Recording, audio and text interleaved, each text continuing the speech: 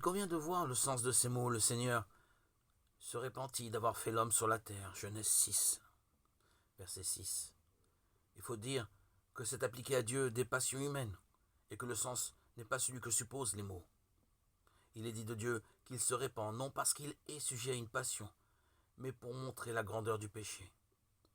Il n'ignorait pas en effet que les hommes seraient pécheurs, mais dans sa bonté, il voulait voir s'ils ne convertiraient pas en vertu des lois inscrites, s'ils ne se convertiraient pas dans leurs pensées.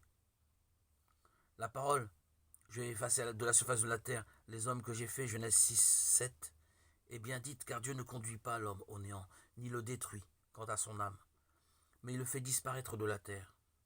Il ne s'est pas borné à supprimer les hommes quand le mal s'est multiplié. Il indique symboliquement qu'il perd l'homme qui habite la terre parce que celui-ci est mauvais.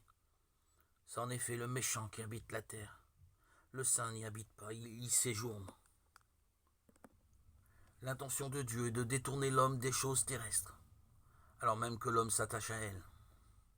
La corruption de la terre, dont il est ici question, ne signifie pas que cet élément si beau a sombré dans le néant, mais que les péchés des hommes sont devenus surabondants.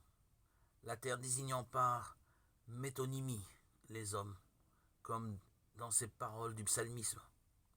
Que toute la terre t'adore et te chante. Psaume 65, verset 4.